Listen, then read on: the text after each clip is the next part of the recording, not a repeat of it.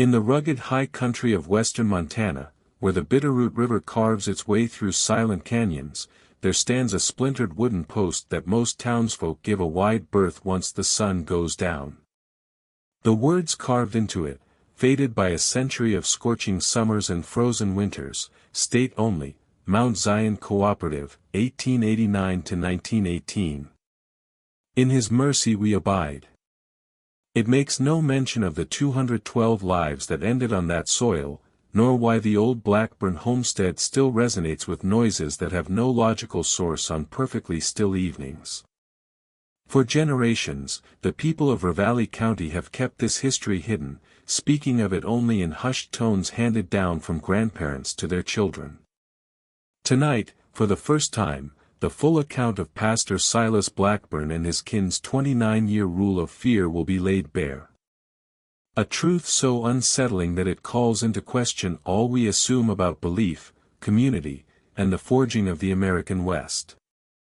Before we delve deeper into the narrative of the Blackburn clan and their settlement, which pledged redemption but delivered only anguish, I must ask, are you among the stout of heart who can confront the most shadowy pages of our nation's past? This channel isn't for the faint of spirit, only for those who dare to unearth the realities others are too afraid to voice. If you're prepared to become part of our fellowship of truth seekers, click that subscribe button now and let me know in the comments which state you're listening from, because the events that transpired in Montana are a tragedy that could have unfolded anywhere on the frontier. Let's uncover together what lies buried beneath the surface of our country's neglected history. The year was 1889, and America was yearning for a sign. A powerful spiritual revival had moved across the western territories like a summer storm, leaving in its wake countless believers searching for a more direct connection to the heavenly. Ravalli County, Montana, in the autumn of 1889 was a place balanced between the order of town and the raw wildness of the untamed land. The railroad had brought commerce and new faces to some, but the towering mountains and deep pine forests still held mysteries that the sun never seemed to fully reveal. Scattered mining camps and homesteads peppered the region, linked by rough trails that became deadly with the first heavy snow. It was here, in a high basin surrounded by ancient ponderosa pines, that Pastor Silas Blackburn first set foot on the 320 acres that would become his personal empire of dread. Blackburn was an imposing man, broad-shouldered with intense gray eyes and a baritone voice that could make hardened men tremble and the devout question their convictions. At 45, he had already outlived 2 wives and professed to receive messages straight from the Creator. His present wife, Eleanor, whom he addressed as Sister Eleanor before others, was 22 years his junior, yet carried herself with the rigid bearing of a woman far older. Their 3 children, 17-year-old Isaiah, 15-year-old Ruth, and 13-year-old Caleb, had been brought up to see their father not merely as their parent, but as the Almighty's appointed messenger on earth. The Blackburn family had come to Ravalli County with a wagon laden with silver bullion, asserting they were escaping doctrinal persecution in Colorado. Silas's tale was persuasive. He spoke of decadent church elders, of congregations that had strayed from the true path, of a divine summons to create a new Zion where the righteous could dwell in perfect obedience. He had bought the land with ready money, a transaction that caused some murmuring among the locals, but the talk soon died down when Silas started providing jobs to any man willing to labor in his mines and on his land. The property itself appeared almost ideally suited for Blackburn's ambitions. The primary residence, a stout, 2-story log structure with reinforced walls and few windows, was perched on a ridge looking down over the basin. Below, the terrain spread out in every direction, rich soil for crops, thick forests for timber, and a fresh spring that provided clean water through all seasons. Most crucially, the land was remote, encircled by leagues of wilderness that would swallow any sounds that might travel to the nearest settlements. Within weeks of his arrival, Silas Blackburn had started placing notices in papers across Montana, Idaho, and Wyoming. His proclamation was straightforward yet powerful: join the Mount Zion Cooperative, where Christian households live in perfect accord with the Lord's design. No earthly riches needed, only belief, strong backs, and a wish to serve the Almighty. The notices pledged a communal existence, shared bounty, and most enticing of all, assured redemption for those who demonstrated themselves faithful. The first families started arriving in the summer of 1890. The Dawes family came from a played-out silver claim in Idaho, bringing their 3 children and all their worldly goods in a lone wagon. The Sullivans came a fortnight later. Then the Garcias, the Nielsens, and the Reeds. Each family was welcomed personally by Pastor Blackburn, who spoke with such powerful certainty about God's design for their collective that even the most doubtful found their skepticism melting away. What these families did not realize was that they were stepping into an intricately laid snare.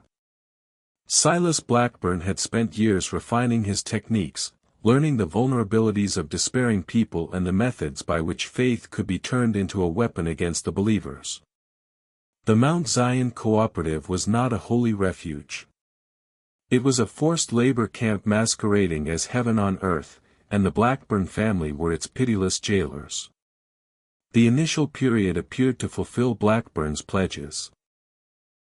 Families dwelled in solidly built cabins, took meals together in the common eating hall, and assembled each night for worship and scripture reading. The labor was arduous, digging mine shafts, breaking ground for crops, raising new buildings, but it felt purposeful.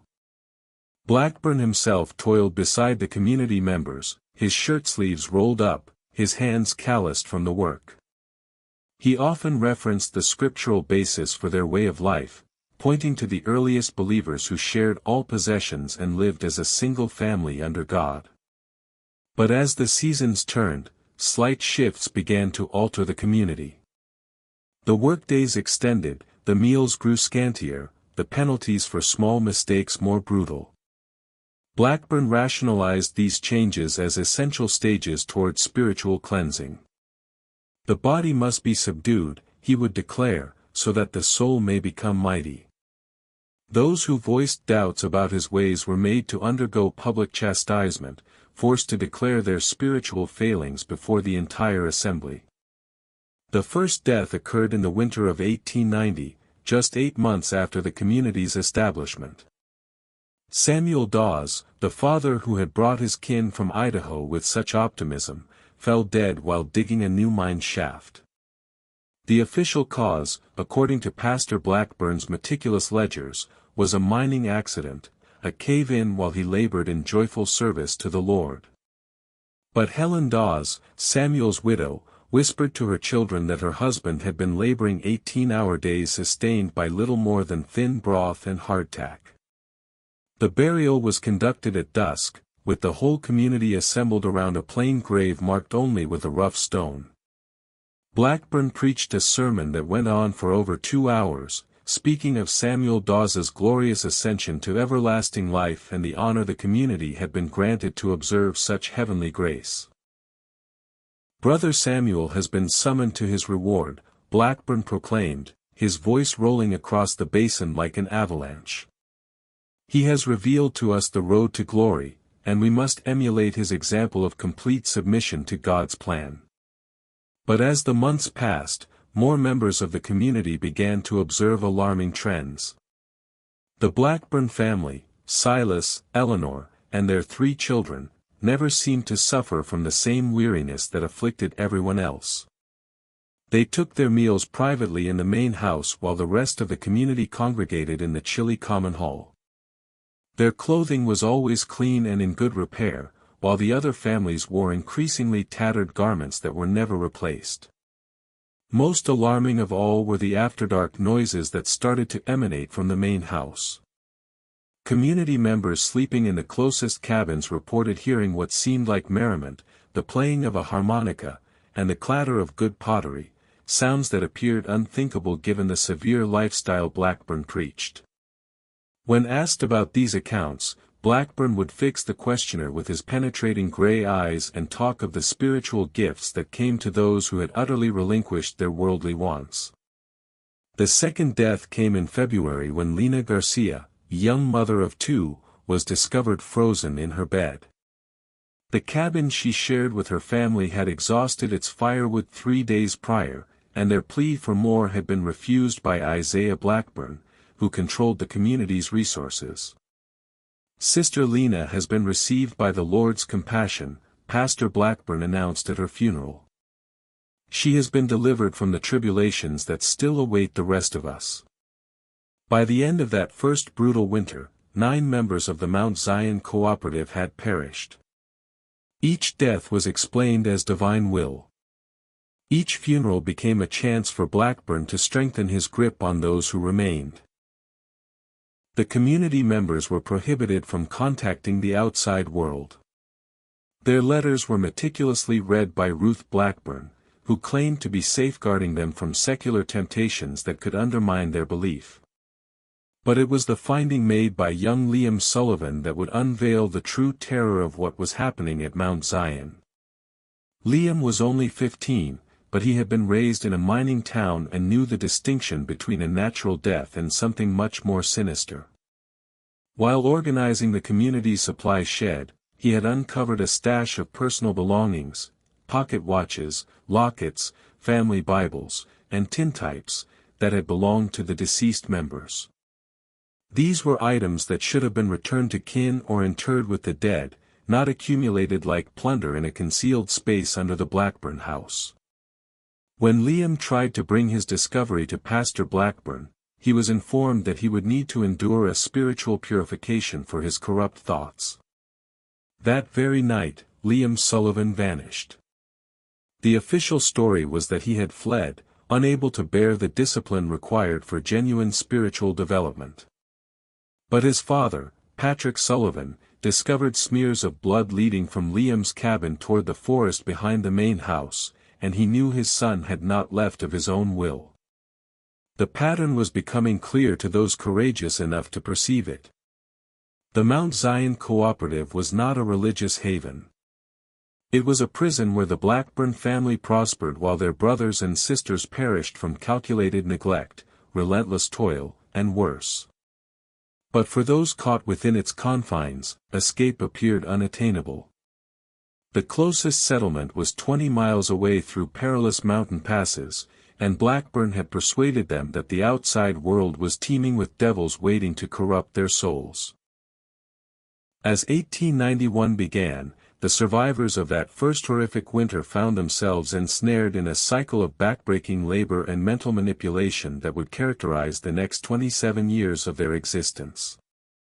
The community had expanded to over 180 souls, with new families arriving each summer, drawn by Blackburn's expertly crafted advertisements. But the death count continued to climb, and those who had endured began to develop a gaunt appearance that spoke of terrors beyond words. The Blackburn family had instituted a strict order within the community. Pastor Silas remained the absolute leader, his word treated as Holy Writ. Sister Eleanor managed the women's duties, overseeing the cooking, washing, and child-rearing with a rigid will that left lasting scars on those who dared to defy her. Isaiah Blackburn, now 18 and growing into his father's likeness, controlled the community's provisions and work rotations.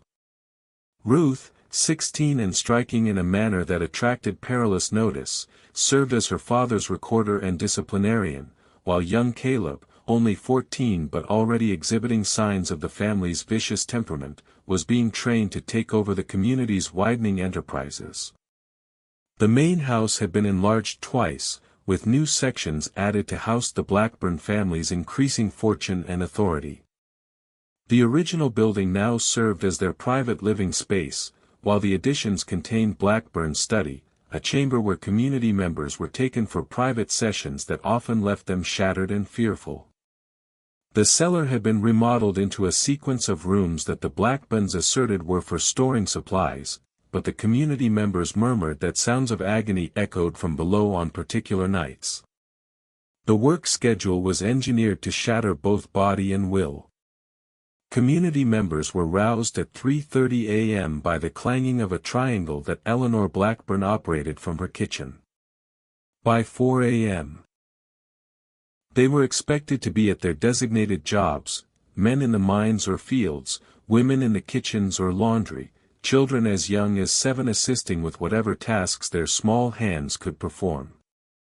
The sole respite came at midday, when they were permitted 20 minutes to consume a scant meal of thin stew and dry biscuit. But it was the nightly gatherings that truly exposed the profundity of Blackburn's psychological dominance. Each evening, the entire community was compelled to assemble in the main hall for what Blackburn termed divine edification. These meetings often continued until past midnight, with Blackburn delivering lectures that blended authentic biblical verses with his own distorted explanations. Community members were made to admit their transgressions openly, to confess their shortcomings and plead for pardon from both God and Pastor Blackburn. Those who displayed indications of defiance were given particular attention. They might be assigned to work crews that never came back, dispatched on preaching journeys to far-off towns, or simply vanish in the night. The official justifications varied. Some had been called to serve the Lord in other places. Others had yielded to earthly lures and run away like traitors. But the community members knew the truth. They had learned to identify the signals that came before these disappearances, the private conferences with Blackburn, the sudden posting to remote work details, the way the individual's name would be referenced with growing regularity during the evening services. The children born into the community faced a especially dreadful destiny. Those who exhibited potential were taken from their parents at age 6 and raised directly by the Blackburn family, instructed to become the next wave of supervisors. The others were put to work as soon as they were able. Their tiny hands ideal for jobs that adults could not perform. Many of these children never lived to see their 12th birthday, their bodies too frail to withstand the savage conditions Blackburn enforced. By 1898, the Mount Zion Cooperative had become a self-perpetuating machine of horror. The community produced ore and timber that were sold in distant markets, providing a steady stream of revenue to the Blackburn family. They raised cattle that fed the family while the workers subsisted on leftovers. They even ran a small smelter that processed ore for neighboring claims, with the earnings going straight into Silas Blackburn's constantly growing stash of silver bars. But the most lucrative facet of the operation was the unending flow of new arrivals. Each family brought their life savings, their livestock, their tools, and their hope. Blackburn had mastered the craft of drawing every cent from these newcomers before they comprehended the trap they had entered. By the time they understood their predicament, they were too enfeebled, too cut off, and too mentally devastated to fight back. The nearest town, Hamilton, was sufficiently distant that the community's actions stayed concealed from curious eyes. When rare visitors did appear, itinerant pastors, government agents, or kin of community members, they were given meticulously managed tours that displayed only what Blackburn wished them to see. The most robust community members were presented to attest to their spiritual satisfaction, while the ill and malnourished were concealed in the remote cabins or sent to labor in far-flung fields. Local law enforcement received regular dispatches from Blackburn about the community's activities, always penned in his own hand and depicting a scene of tranquil religious dedication. The handful of grievances that reached the outside world were dismissed as the mutterings of disturbed people who had been incapable of handling the discipline necessary for true spiritual growth. Blackburn, standing as a man of God, paired with his careful nurturing of connections with regional politicians and business owners, forged a shield of safety around the Mount Zion Cooperative that appeared unbreakable. The winter of 1906 brought developments that would challenge even Blackburn's steely command over his captive community. A serious outbreak of typhoid fever raced through the packed cabins, claiming 41 lives in under 3 months. But it was during this calamity that a few courageous individuals started to assemble the full extent of the Blackburn family's offenses. Clara Nielsen, a widow who had arrived with her 3 children 5 years prior, had been tasked with helping tend to the ill. Her nursing tasks granted her entry to cabins across the community, and what she found made her heart turn to ice. The typhoid outbreak was not accidental. It was being intentionally spread by Ruth Blackburn, who had been visiting the sick with tainted water and food. Clara watched in terror as the 23-year-old woman moved from cabin to cabin, her lovely face a guise of deliberate cruelty as she made certain the most vulnerable members of the community would not survive the winter. But Clara's most appalling discovery came when she was assigned to clear out the cabin of the recently deceased Johansen family. Concealed under a hearthstone, she discovered a diary kept by Eric Johansen, a former bookkeeper who had recorded everything he had seen during his 4 years at Mount Zion. The diary's pages exposed a design of methodical killing, theft, and mistreatment that made Clara's hands tremble as she read. Johansen had logged dates, names, and techniques. He had documented how nourishment was intentionally denied to families who showed symptoms of dissatisfaction, how mishaps came to those who inquired too much, and how the Blackburn family had accumulated a fortune constructed on the blood and misery of their followers. Most horrifying of all, Johansen had found that numerous community members had not died from natural causes, but had been poisoned with a substance that copied the signs of common ailments. The diary also revealed that Silas Blackburn was not the man he professed to be. His real name was Silas Blackwood, and he had been sought by lawmen in 4 territories for swindling and homicide. The deaths of his former wives had not been accidental, and the religious oppression he claimed to have escaped was in reality a warrant for arrest issued after the dubious death of a rich mine owner who had named him his heir. Clara Nielsen faced an impossible decision. She could attempt to reveal the truth and almost surely be executed for her efforts, or she could stay quiet and observe as more blameless people died. The choice was taken from her when she realized that Ruth Blackburn had been observing her, biding her time for the ideal moment to remove another possible threat. The confrontation happened during a particularly fierce March snowstorm. Clara had been called to the main house for what Ruth termed spiritual guidance. But instead of the typical mental manipulation, Clara found herself confronting the genuine nature of the Blackburn family's enterprise. The cellar chambers she had heard whispered about were shown to be punishment rooms where dissenters were broken physically and spiritually before being silently disposed of. Ruth Blackburn, now 25 and fully inducted into her family's practices, described to Clara precisely what would happen to her and her children if she tried to expose the truth. "You have learned too much," Ruth said, her voice as frigid as the winter gale roaring outside. "But you are not the first, and you will not be the final one. The choice is straightforward. Join us in our labor, or join the others in their everlasting slumber." But Clara Nielsen had one benefit that Ruth had not predicted. During her nursing duties, she had gained the confidence of other community members who were starting to question their circumstance. Bridget O'Malley, whose spouse had died under questionable conditions the previous autumn, had been maintaining her own log of the community's activities. Joseph Lee, one of the few educated men in the community, had been collecting proof of the Blackburn family's theft and coercion. Maria Flores, a young mother whose children had been taken for special tutoring, had been plotting her own getaway. This small band of conspirators had been gathering in secret, using the cover of their work assignments to exchange information and prepare their response.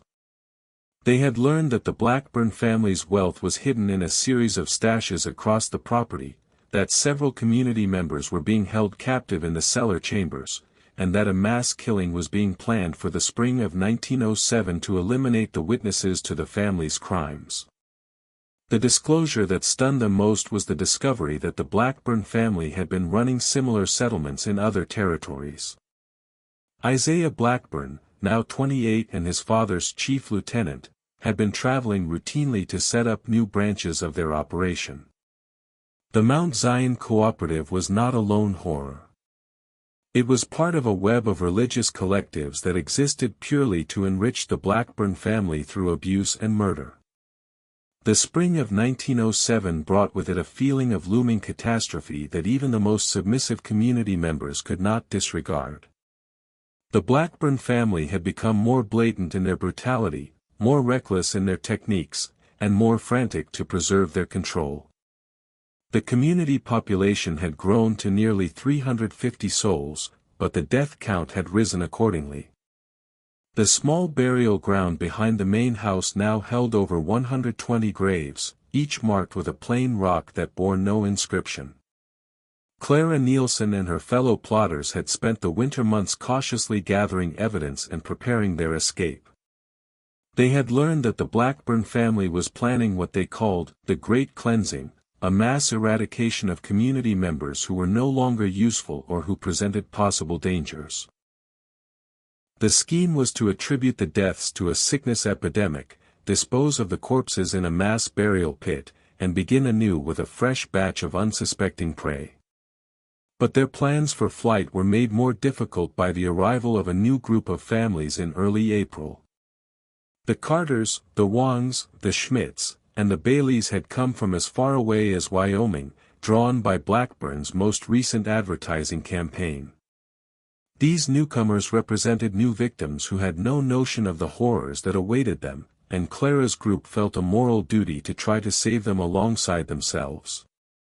The situation grew even more hazardous when Caleb Blackburn, now 27 and fully initiated into his family's methods, started to suspect that someone was amassing evidence against them. He had always been the most volatile member of the family, inclined to violent fits and paranoid fantasies. His suspicions landed first on Clara Nielsen, whose nursing tasks had given her access to too much information, and then on the other members of her secret group. The initial indication of trouble came when Bridget O'Malley's youngest child, 9-year-old Sean, went missing during a standard work assignment. The official explanation was that he had strayed and become lost in the woods, but Bridget knew better. Sean had been taken as insurance, a method to guarantee Bridget's silence about what she had uncovered. The message was clear: comply or watch your children perish. This forced Clara's group to hasten their plans. They had originally hoped to collect sufficient evidence to present to outside authorities, but it was becoming evident that they would not have that time. The Blackburn family was preparing for their final solution, and the conspirators had only days to move. The breakthrough came from an unanticipated source. Benjamin "Benji" Carter, a 16-year-old boy who had been born in the community, approached Clara with information that altered everything. Benji had been laboring in the Blackburn family's private quarters, and he had overheard discussions that revealed the full scope of their plans. The Great Cleansing was set for the last week of April, during the community's yearly spring gathering. The Blackburn family would use tainted food to kill most of the community members, then ignite the buildings to eliminate the evidence. But Benji's information also revealed something even more shocking. The Blackburn family had been in communication with similar enterprises in Oregon, Nevada, and Utah. They were planning to abandon the Montana location and relocate to a new site where they could commence the process all over again. The deaths of the Mount Zion community members were not just about removing witnesses. They were about concealing the trail of a criminal operation that had been functioning for nearly 2 decades. The conspirators now confronted their most significant challenge yet. They had to find a method to save not just themselves, but hundreds of innocent people who had no idea of the peril they were in. They had to do it without alerting the Blackburn family to their plans. And they had to do it swiftly enough to prevent the mass murder that was only weeks away. The solution came from Joseph Lee, whose engineering knowledge had given him detailed understanding of the community's layout and the Blackburn family's security protocols. He had found that the cellar chambers under the main house were not just punishment rooms, they were also the storage location for the Blackburn family's amassed fortune. Years of theft and coercion had filled these chambers with silver bars, jewelry, and other valuables taken from their victims. Lee's scheme was bold in its simplicity. The conspirators would use the cover of the spring gathering preparations to access the cellar chambers, collect proof of the family's crimes, and take enough of their wealth to finance an escape.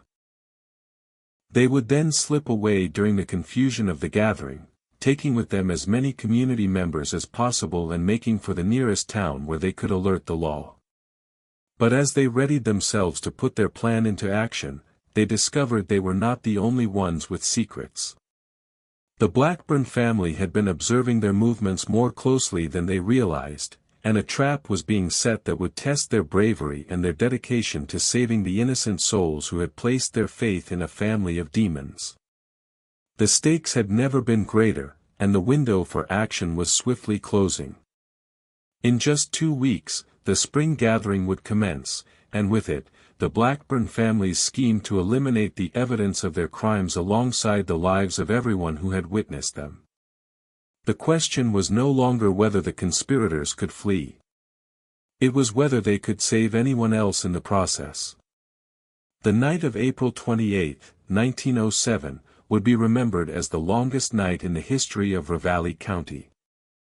The spring gathering had started 3 days earlier, with the entire community assembled for what they believed would be a festivity of renewal and spiritual rebirth.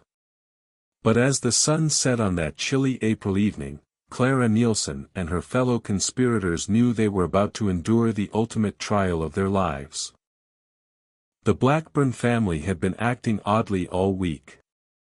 Silas Blackburn's typical commanding aura seemed strained, his sermons more frantic than uplifting. Eleanor Blackburn had been observed burning documents in the main house's stove, while Ruth and Isaiah moved through the community with a jittery intensity that hinted at coming violence. Most troubling of all, Caleb Blackburn had been seen honing axe blades in the family's private shed, his eyes containing the feral shine of a man who had finally been allowed to indulge his most savage impulses. The gathering's concluding feast was planned for that night, with the entire community gathering in the main hall for what Blackburn had promised would be a transformative event. But Clara and her conspirators knew that this feast would be the instrument for the mass poisoning that would erase most of the community members. They had spent the day making final arrangements, gathering supplies, and placing themselves to act when the moment arrived. The plan was initiated at nightfall. While the community members streamed into the main hall for the feast, Clara Nielsen and Joseph Lee slipped away to the cellar chambers beneath the Blackburn house. Their mission was to gather evidence of the family's crimes and take enough of their wealth to fund an escape for the survivors. Meanwhile, Bridget O'Malley and Maria Flores stationed themselves near the exits, prepared to direct community members to safety when the signal was given. The cellar chambers were even more terrifying than Clara had pictured. The walls were lined with wooden boxes stuffed with personal effects taken from the dead, wedding bands, family portraits, children's toys, and other keepsakes of lives ended prematurely. In the center of the biggest chamber sat a large iron strongbox, its door agape to reveal piles of silver bars and jewelry that represented the life savings of hundreds of victims. But it was the discovery in the final chamber that truly laid bare the depth of the Blackburn family's wickedness. Here, in a room illuminated by guttering oil lamps, Clara found meticulous records of every individual who had ever entered the Mount Zion Cooperative. Each entry included their name, their family members, their possessions, and the technique by which they had been eliminated. The records extended back 18 years and covered not just the Montana location, but similar ventures in Colorado, Wyoming, and Idaho. The most shocking revelation was the discovery that the Blackburn family had been selling some of their victims into servitude. Young women and children who had displayed symptoms of defiance were not slain, they were drugged, loaded onto wagons, and transported to purchasers in the coastal logging camps. The records indicated that over 50 people had been sold in this fashion, their families informed that they had died from various sicknesses. But as Clara and Joseph gathered the evidence, they realized they had stepped into a trap. The cellar chambers were not just storage rooms, they were also a prison. The sound of footfalls on the stairs above them was followed by the screech of metal as the heavy door at the stair top was bolted from the outside. They were trapped, and somewhere above them, the mass murder of their friends and neighbors was about to start. The feast in the main hall had commenced with Blackburn's longest sermon yet, a wandering speech about the necessity of sacrifice and the cleansing of the faithful. But as the evening wore on, the community members began to sense that something was amiss. The food tasted peculiar, metallic, with an aftertaste that remained long after each swallow. Some individuals began to feel lightheaded, others lamented abdominal cramps, and a few of the eldest members started to slump over. It was Benji Carter who first sounded the alarm. The 16-year-old had been watching from the kitchen, and he had witnessed Ruth Blackburn mixing a gray powder into the cooking pots. His shouts of "Poison! They're poisoning us!" cut through the hall like a shard of glass, triggering panic among the community members who were still alert enough to comprehend what was occurring. The Blackburn family's reaction was immediate and vicious. Isaiah Blackburn produced a shotgun from behind the preaching stand, while Caleb Blackburn barricaded the main exit with a heavy timber. Eleanor Blackburn moved through the crowd with a skinning knife, cutting down anyone who tried to resist. But the family had misjudged the survival instincts of people who had been pushed past their limit. Bridget O'Malley and Maria Flores, positioned near the side exits, started assisting people to escape through the windows and back doors. Despite the poison starting to take hold, many of the community members fought back with the frantic strength of people who had nothing left to forfeit. The peaceful religious gathering exploded into a battleground as victims became combatants and the Blackburn family's carefully built world started to crumble. In the cellar chambers, Clara Nielsen and Joseph Lee could hear the bedlam erupting above them. The sound of gunfire, screams, and splintering would filter down through the floorboards as they desperately hunted for another way out. Their salvation came in the form of a disused ventilation shaft that connected the cellar to the mountainside. It was a tight passage, scarcely wide enough for a person to crawl through, but it offered their only hope of freedom. As Clara and Joseph emerged from the shaft into the cold April night, they could see the main hall engulfed in flames. The Blackburn family had set fire to the building, hoping to destroy the evidence of their crimes alongside any witnesses who might have survived the poisoning. But their plan was failing. People were pouring out of the burning structure, some carrying injured friends, others helping children to safety. The battle for the Mount Zion Cooperative had started, and for the first time in 18 years, the Blackburn family was not commanding the situation. The question now was whether enough people would live to tell the world what had transpired in that remote basin, or whether the Blackburn family would succeed in erasing the evidence of their crimes, alongside the lives of everyone who had witnessed them.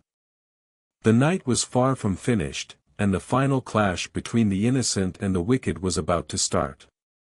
The fire that consumed the main hall of the Mount Zion Cooperative could be seen from many miles away.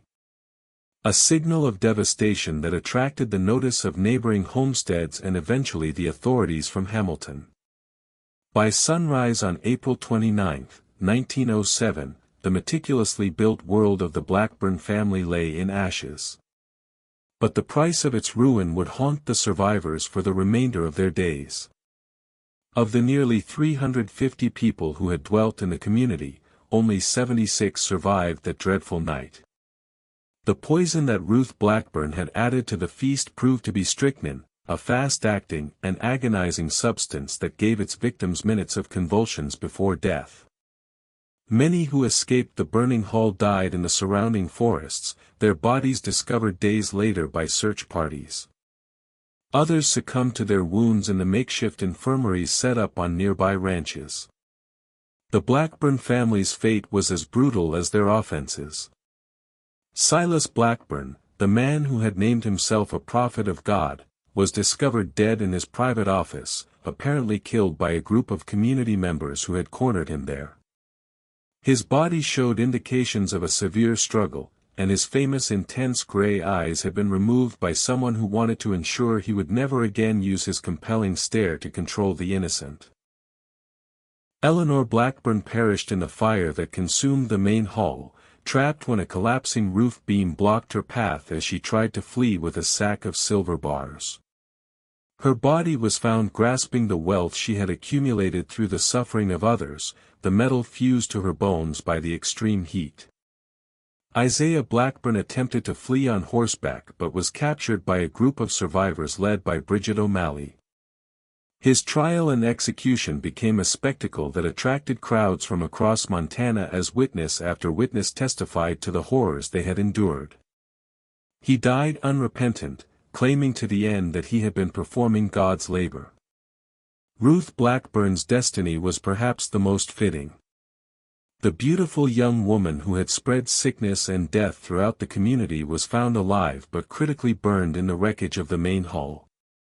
She survived long enough to confess to the authorities, revealing the full scope of her family's crimes and the locations of their other ventures. She died in a Butte hospital 2 weeks later, her final words reportedly being a plea for mercy that came 18 years too late.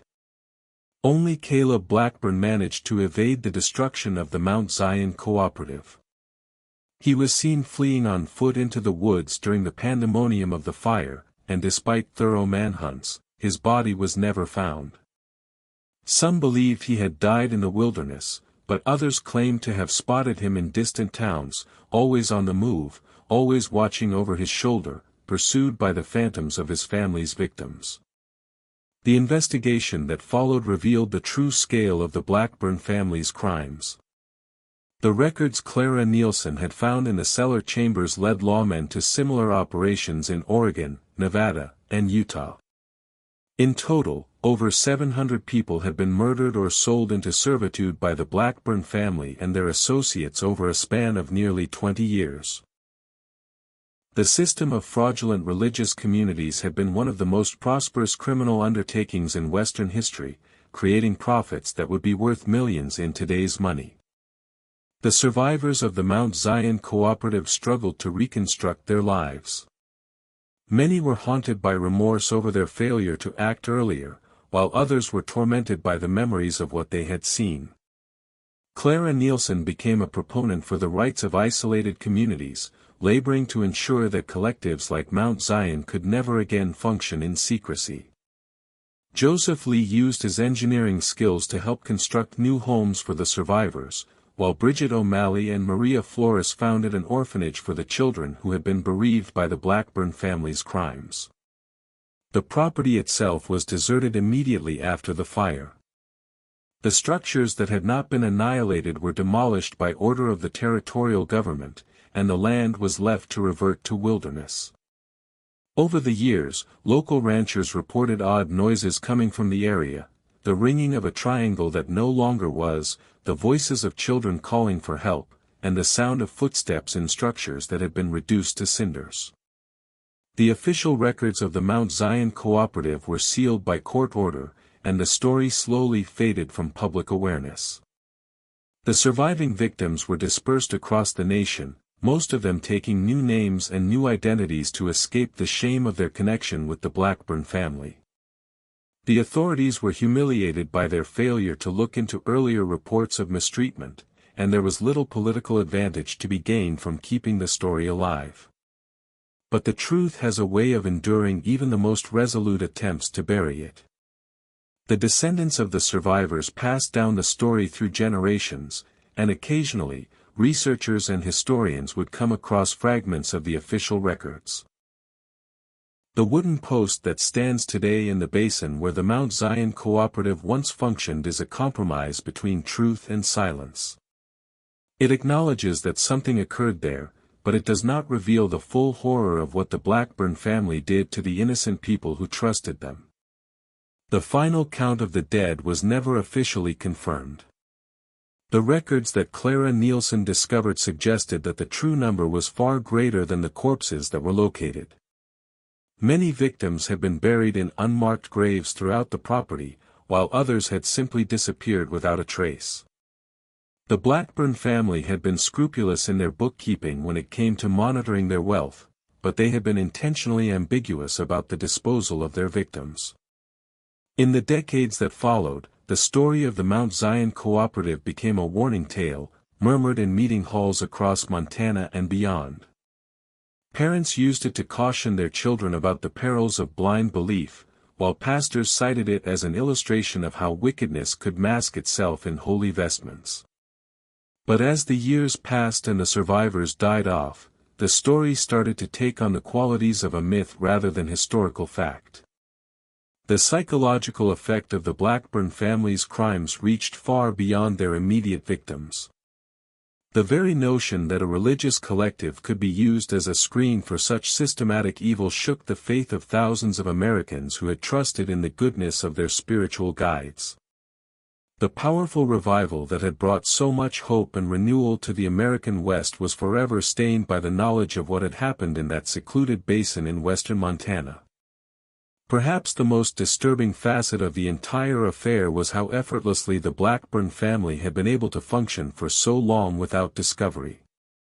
They had exploited the very ideals that had built the West. Self-reliance, religious liberty, and the right to live without government interference, to construct a kingdom of terror that went undetected for nearly 2 decades. Their story serves as a stark reminder that evil does not always appear in obvious forms. Sometimes it arrives with a friendly smile, a persuasive voice, and a pledge of redemption that conceals a heart of absolute darkness. The wooden post that stands in the basin today is more than just a historical marker. It is a memorial to the 212 lives that were confirmed lost, and to the countless others whose names were never recorded. It is a tribute to the bravery of Clara Nielsen and her fellow conspirators, who risked everything to expose the truth. And it is a warning to future generations about the perils of blind faith and the importance of questioning those who claim to speak for God. The Blackburn family's 29-year reign of terror may have ended in the flames of their own making, but the lessons of their crimes remain as pertinent today as they were in 1907. In a world where charismatic leaders still promise easy solutions and absolute truths, the story of the Mount Zion Cooperative serves as a potent reminder that the road to hell is often paved with the best intentions, and that the most dangerous predators are those who wear the guise of saviors. So the next time you hear a tale that appears too perfect to be true, or encounter a leader who demands absolute obedience in exchange for salvation, remember the splintered wooden post in the Montana wilderness. Remember the 212 confirmed dead, and the countless others whose names we will never know. And remember that sometimes, the most terrifying monsters are not the ones that lurk in the shadows, but the ones who stand in the light, promising heaven while building hell on earth.